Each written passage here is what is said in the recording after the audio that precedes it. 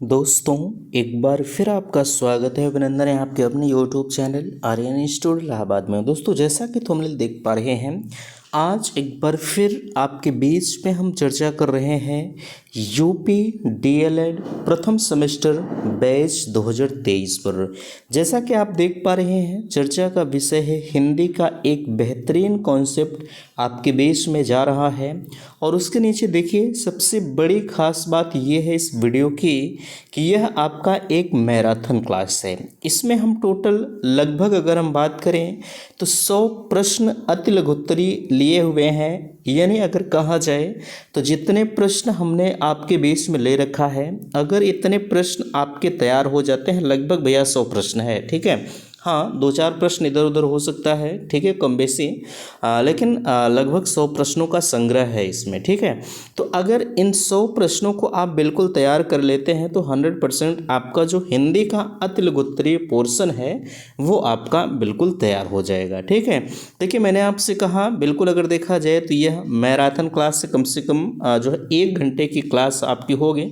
अगर आज का 1 घंटा आप जो है दे देते हैं तो बिल्कुल आप जो है अति लघुत्तरीय प्रश्न, यानी कहा जाए 1 नंबर के टोटल कॉन्सेप्टुअल क्वेश्चन जो है आपका तैयार हो जाएगा, ठीक है। और एक खास बात यह है कि परीक्षा में कैसे प्रश्न पूछे जाते हैं।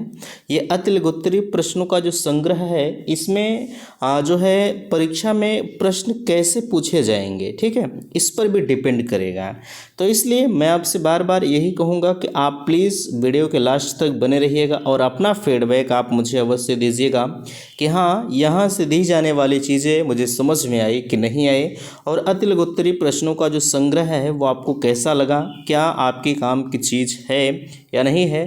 प्लीज़ आप मुझे अपना फीडबैक अवश्य दीजिएगा। तो चलिए हम आपको लेकर चलते हैं जो है अति लघुत्तरीय प्रश्नों पर। लेकिन एक निवेदन आप सभी से करूंगा कि चैनल पर पहली बार विजिट किए होंगे तो प्लीज़ चैनल को सब्सक्राइब जरूर करेंगे, क्योंकि डीएलएड के क्षेत्र में सबसे बेस्ट चैनल आपका चल रहा है, ठीक है। और इससे बेहतरीन क्लासें आपको किसी भी चैनल पर नहीं मिलेंगी। तो चलिए हम आपको लेकर चलते हैं अति लघुत्तरीय प्रश्नों पर। देखिए, पहला क्वेश्चन आपके बेस में लग चुका है। एक चीज़ मैं आपसे कहना चाहूँगा, बिल्कुल तेज़ गति से आपकी क्लासें होंगी, ठीक है। ज़्यादा समय हम आपका नहीं लेंगे, आप फटाफट आप आंसर को देखते हुए चलिएगा, है ना। चलिए देखिए, कहा जा रहा है 6 वर्ण किसके योग से बना है। तो 6 वर्ण जो है वो ये देख सकते हैं, क के नीचे हलंत है और खट्टी स से मिलकर बना हुआ है। यानी ये आपके लिए महत्वपूर्ण क्वेश्चन है, ठीक है। अर्वाचीन और उचित का क्रमशः विलोम क्या होगा। अर्वाचीन का प्राचीन होगा और उचित का अनुचित होगा। ये बिल्कुल आसान है, ठीक है। अग्नि, अमृत तथा गणेश के 2 समानार्थक शब्द लिखिए। अग्नि, अनल, पावक, आग, ठीक है। ये अग्नि के हैं। अमृत का हो गया आपका पीयूष है, सुधा है, सोम है, और गणेश का है लंबोदर, विनायक और गणपति। ये आपके 2 समानार्थक शब्द है। मैंने आपके बीच में 3 समानार्थक शब्द दे रखा है। अगला क्वेश्चन है, देख सकते हैं, शब्द एवं जो है पद से आप क्या समझते हैं। भाई, शब्द क्या है और पद क्या है, इससे आप क्या समझते हैं, तो आप समझिएगा। देखिए, वर्णों के सार्थक मेल को हम शब्द कहते हैं, ठीक है। ये तो बिल्कुल आसान है। तथा कविता के कुछ पंक्तियों के मेल को हम पद या छंद कहते हैं। छंद भी उसी को कहते हैं या पद भी आप कह सकते हैं, ठीक है। अगला कहा जा रहा है, अंश और अंश शब्द का अर्थ स्पष्ट करिए। देखिए, अंश आपके 2 तरह के होते हैं, एक अंश ये है, एक अंश ये है, ठीक है। तो इनके दोनों के अर्थ क्रमशः आपको बताना है। तो उत्तर में देखेंगे, बहुत से शब्द ऐसे होते हैं जिनका उच्चारण स्थान समान होता है परंतु उनके अर्थ भिन्न होते हैं। इस प्रकार के शब्दों में जो है समुच्चारित भिन्नार्थक शब्द कहते हैं। जैसे अंश और अंश, 2 शब्दों का उच्चारण है, 2 शब्दों का उच्चारण एक समान है, परंतु एक अंश का जो अर्थ है वो भाग है और दूसरे अंश का अर्थ जो है वो कंधा होता है, ठीक है। इसे भी आप ध्यान रखिएगा। अगला क्वेश्चन कहा जा रहा है कि अज्ञ और उन्मुख शब्द का क्रमशः विलोम क्या होगा। अज्ञ का विज्ञ होगा, उन्मुख का विमुख होगा, ठीक है। ये तीनों सकार और ह किस प्रकार के व्यंजन है, तो आप कहेंगे स्पर्श संघर्षी व्यंजन, जो ऊष्म संघर्षी व्यंजन आपके होते हैं, ठीक है। अच्छा, ऊष्म संघर्षी व्यंजन की परिभाषा क्या होगी। तो जिन वर्णों के उच्चारण में जो है हवा मुख से रगड़ खाते हुए धीरे धीरे बाहर निकलती है, उसे ऊष्म संघर्षी व्यंजन कहते हैं। अगला क्वेश्चन है, कहा जा रहा है कि वृंग एवं जो है विटप शब्द के क्रमशः दो दो पर्यायवाची लिखिए। ठीक है, वृंग क्या है और विटप क्या है, इन शब्दों के दो दो पर्यायवाची आपको लिखना है। वृंग का मधुप है, मधुकर है, भ्रमर है, भौरा है। और विटप का अगर हम बात करें तो तरु है, पेड़ है, वृक्ष है, पादप है। ये आपके क्रमशः वृंग और जो है विटप के पर्यायवाची होंगे। अगला क्वेश्चन कहा जा रहा है श्रुतलेख का क्या अर्थ है। तो श्रुतलेख को अंग्रेजी में डिटेक्शन कहा जाता है। अध्यापक बच्चों को कक्षा 5 में ही श्रुतलेख या सुलेख की शिक्षा देना आरंभ कर देते हैं, कर दें तो अच्छा होगा। ठीक है, श्रुतलेख यहाँ देख सकते हैं, श्रुतलेख, इसी को हम सुलेख भी कहते हैं। जैसे जब आपने देखा होगा, अगर भाई प्राइमरी में पढ़े होंगे तो वहाँ पर आपको नकल लिखने के लिए दिया जाता था। ठीक है, चलिए ये आपका हो गया। अगला क्वेश्चन, सॉरी ध्यान दीजिएगा, अच्छा यही आपका 2 बार हो गया है, देखिए। हाँ चलिए अगला क्वेश्चन है, यहाँ समझिएगा। देखिए श्रुतलेख, अच्छा यहाँ देखिए कहा जा रहा है श्रुतलेख है, अच्छा होगा। अब आगे देखिए इसी को और विस्तृत रूप से बताया गया है। कहा जा रहा है श्रुतलेख सुनकर लिखा जाता है, अध्यापक जो है बोलता जाता है। जैसे आपने एक शब्द सुना होगा इमला, जब लंच होता था तो लंच के बाद जो टीचर होते थे उसी में से एक बच्चा जो होता था वो इमला बोलता था और सभी लोग जो बोलता था उसी को लिखते थे। ठीक है, तो वही उसी के अंतर्गत कहा जा रहा है, अध्यापक बोलता था और छात्र उसे लिखते जाते थे। श्रुतलेख का जो उद्देश्य है शब्दों को सही लिखना तथा लिखने की तीव्रता का विकास करना होता है। ठीक है, अगला क्वेश्चन है समानार्थी शब्द का आशय क्या है। ठीक है, तो समानार्थी शब्द के आशय को अगर हम कहें तो एक अर्थ को प्रकट करने वाले जो है अनेक शब्दों को जो है पर्यायवाची या समानार्थी शब्द कहते हैं। समानार्थी को हम दूसरे शब्दों में पर्यायवाची भी कहते हैं। ठीक है, जैसे कोई शब्द आपको दे दिया जाता है उसके अकॉर्डिंग कई शब्द होते हैं। ठीक है, तो उसी को हम पर्यायवाची शब्द कहेंगे। अगला क्वेश्चन कहा जा रहा है व्यंजन का अभिप्राय स्पष्ट करिए। व्यंजन क्या है ना। कहा जा रहा है जिन वर्णों के उच्चारण में मुख से हवा निकलने वाली वायु को वायु को मार्ग में विभिन्न अंगों से टकराने के कारण रुकावट आती है, उन्हें हम व्यंजन कहते हैं। ये सुर की सहायता से बोले जाते हैं। ध्यान दीजिएगा, इन चीज़ों को आप छोड़ दीजिए, ऊपर की जो चीज़ें लिखी हैं उन्हें छोड़ दीजिए, स्पष्ट लिखिएगा। जैसे व्यंजन का अभिप्राय है ये बिना स्वर की सहायता से जो है कहा जा रहा है, ये स्वर की सहायता से। देखिए जो व्यंजन होता है वो बिना स्वर की सहायता से आप नहीं बोल सकते। ठीक है, इन्हें बोलने के लिए आपको स्वर की सहायता लेनी ही पड़ेगी। बाकी जो स्वर होते हैं वो अपने आप में स्वतंत्र होते हैं, उन्हें बोलने के लिए किसी भी जो है चीज़ की ज़रूरत नहीं पड़ती है ना। तो अगला क्वेश्चन है हिंदी भाषा में कौशलों का हिंदी भाषा के कौशलों के नाम लिखिए। देखिए हिंदी भाषा के कुछ कौशल हैं, सुनना हो गया, बोलना हो गया, पढ़ना लिखना, ये 4 मुख्य रूप से इसके कौशल पाए जाते हैं जिसे हम स्किल डेवलपमेंट कहते हैं। ठीक है, अगला कहा जा रहा है ध्वनि क्या है। ध्वनि भाषा की एक सबसे छोटी इकाई और सर्वाधिक महत्वपूर्ण इकाई है। ठीक है, पूछा जा सकता है कि भाषा की सबसे छोटी इकाई क्या है, आप कहेंगे ध्वनि होती है। ठीक है, 1 नंबर का क्वेश्चन यहाँ से भी बन रहा, ध्वनि क्या है इसकी परिभाषा भी आप देख लीजिए। 2 नंबर के क्वेश्चन एक ही क्वेश्चन से बन गए हैं, है ना। अब आगे कहा जा रहा है भाषा किसे कहते हैं। देखिए अगर हम भाषा के अंतर्गत आपसे कहें तो आप कह सकते हैं कि ध्वनि चिन्हों को जो है समष्टि को भाषा कहते हैं। ठीक है, ध्वनि चिन्हों के समष्टि को हम भाषा कहते हैं। अगला क्वेश्चन है भाषा निर्धारण का ढांचा किस पर निर्भर करता है ना। तो जो भाषा निर्माण का जो संपूर्ण ढांचा है वो ध्वनि संकेतों पर निर्भर करता है। कहाँ, ध्वनि संकेतों पर निर्भर करता है। अगला क्वेश्चन है कि ध्वनि विज्ञान का संबंध किससे है। ध्वनि विज्ञान का संबंध जो होता है वो श्रवण कौशल से होता है। ठीक है, श्रवण कौशल से क्यों होता है, क्योंकि श्रवण कौशल में हम सुनते भी हैं, है ना। अगला भाषा विकास में स्वर और व्यंजन जो है कितने होते हैं। भाषा जो है हिंदी भाषा में स्वर आपके 11 होते हैं और व्यंजन आपके 33 होते हैं। स्वर किसे कहते हैं, मैंने आपको बता ही दिया कि स्वर को बोलने के लिए जो है किसी चीज़ की ज़रूरत नहीं पड़ती। कहा जा रहा है जिन वर्णों के उच्चारण बिना रुकावट मुँह से निकलते हैं वे स्वर कहलाते हैं। देख सकते हैं जो 11 स्वर आपके हैं वो कौन कौन से होते हैं, आप इन्हें मिलान कर लीजिए।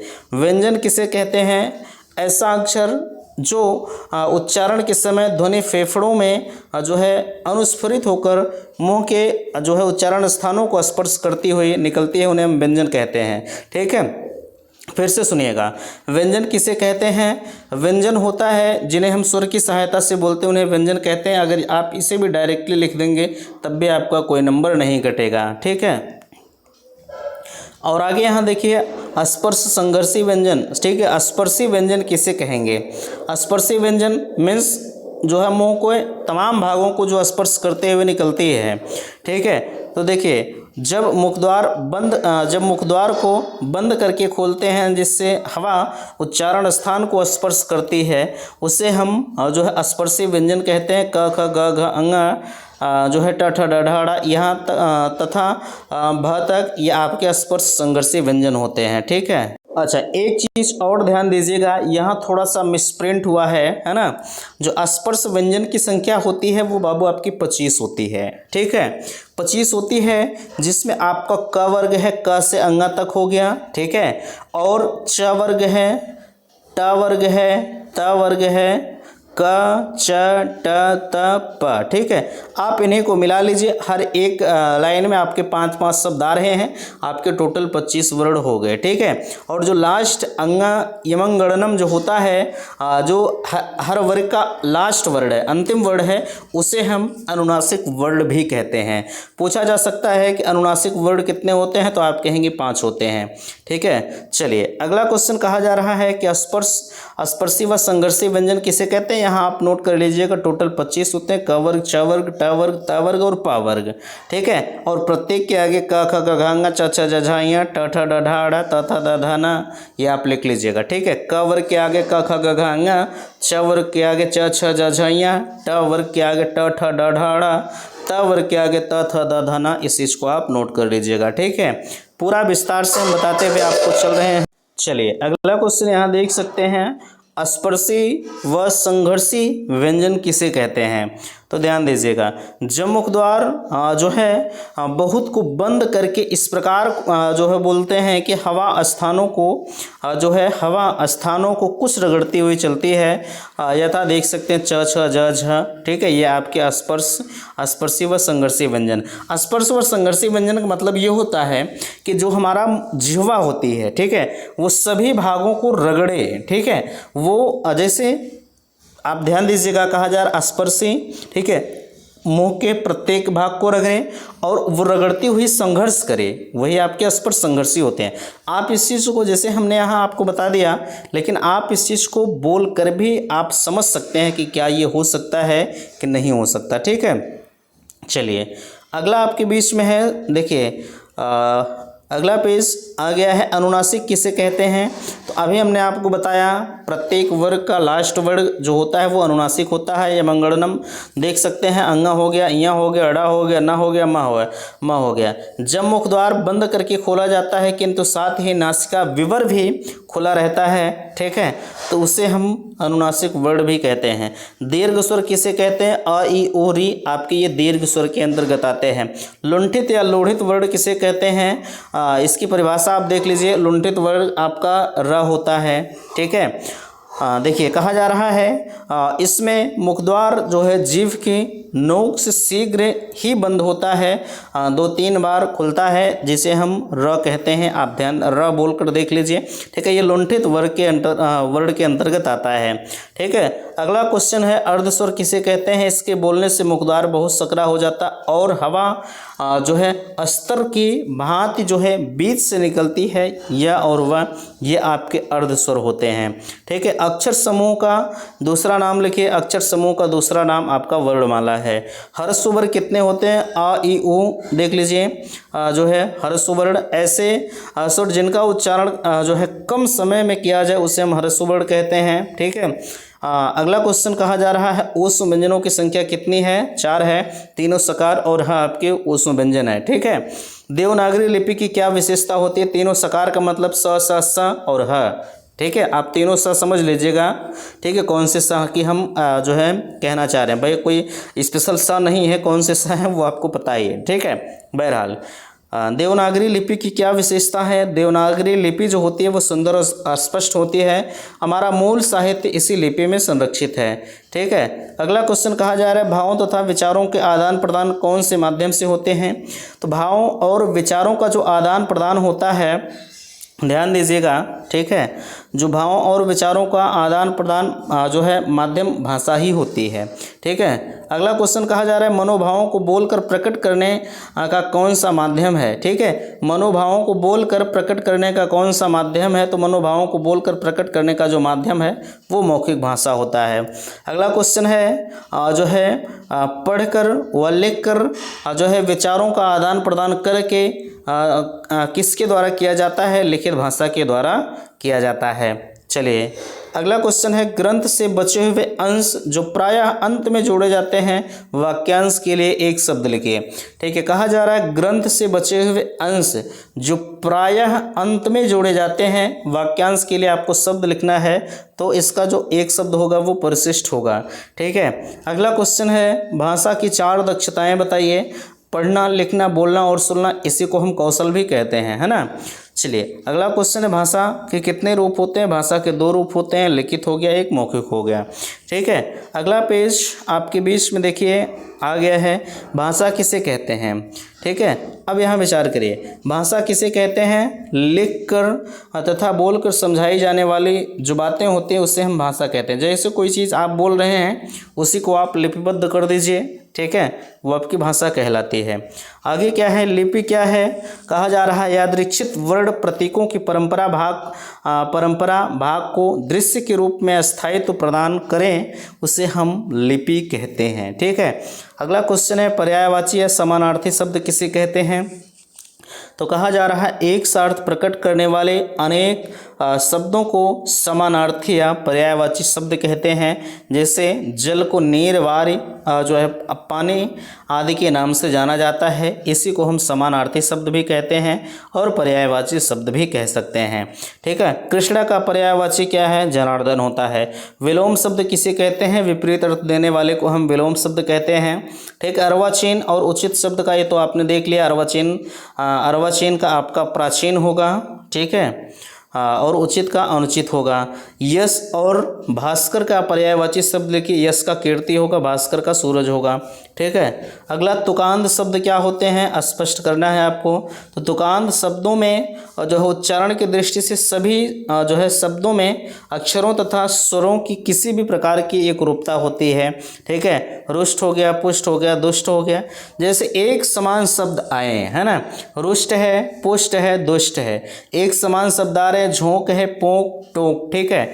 झंडा, अंडा, पंडा, ये सब एक समान शब्द आ रहे हैं। समान शब्द का मतलब ही तुकांत शब्द होता है ना। चलिए अनेकार्थी शब्द क्या होते हैं, जो अनेक शब्द देते हैं, ठीक है। देखिए कहा जा अनेक शब्दों के एक शब्द आपने पढ़ा होगा। कहा जा रहा है भाषा को जो है स्पष्ट, संक्षिप्त तथा सुंदर बनाने के लिए वाक्यों को एक ही शब्द में जो है व्यक्त करने वाले शब्द को अनेकार्थी शब्द कहते हैं।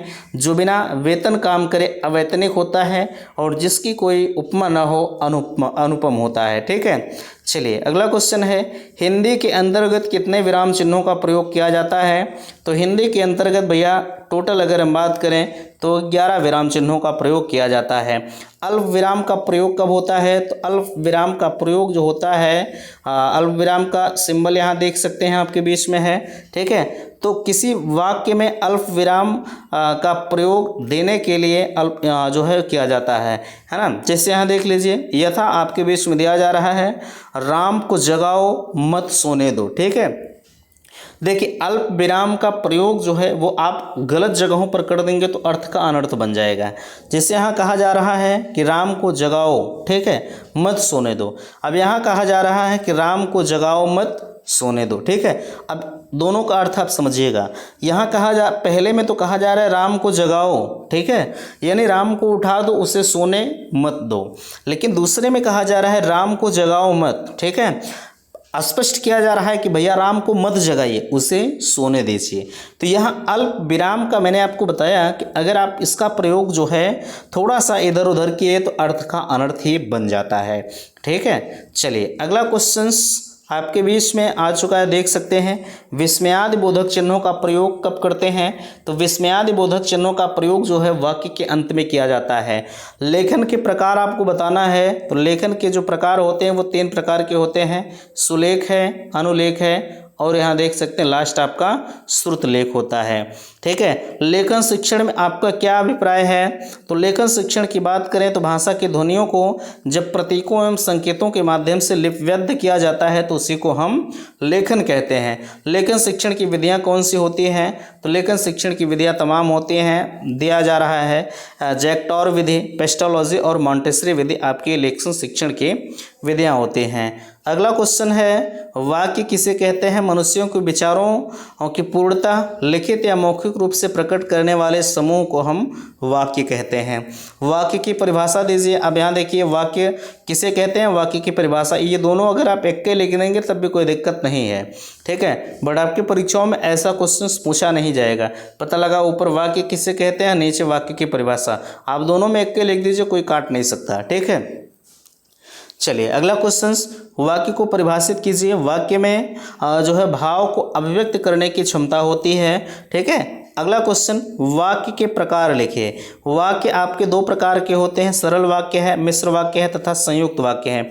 ये तीन प्रकार के आपके वाक्य पाए जाते हैं। अगला क्वेश्चन बन रहा है, लेखन शिक्षण की कोई दो विशेषता बताइए। तो लेखन शिक्षण की जो विशेषता है, पहली है कि अक्षर, शब्दों, वाक्यों को स्पष्ट स्वरूप प्रस्तुत करना। ठीक है, और दूसरा है व्याकरण एवं वर्तनी की दृष्टि से शुद्धता। ठीक है, ये आपकी दो विशेषताएं होती हैं।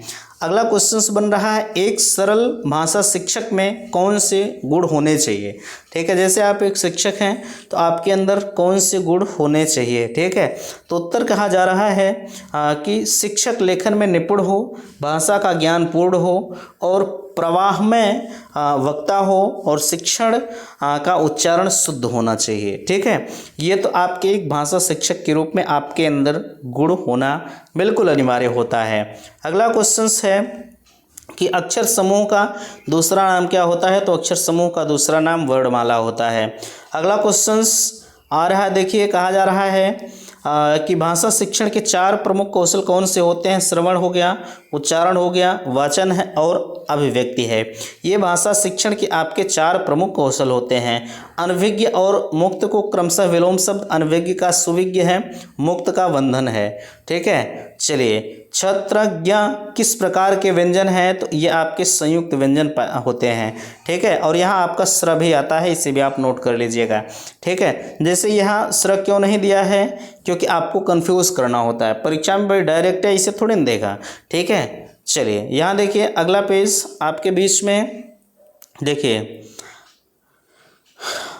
कहा जा रहा है ओ का उच्चारण स्थान लिखिए। कंठोष्ठ आपका, देखिए उच्चारण स्थान को आप थोड़ा सा पढ़ लीजिएगा। हालांकि मैंने उच्चारण स्थान को अभी पूरा डीपली मैंने नहीं पढ़ाया है। ठीक है, चलिए अगला कहा जा उच्चारण ओ का उच्चारण स्थान क्या है। तो ओ का उच्चारण स्थान आपका कंठोष्ठ होता है।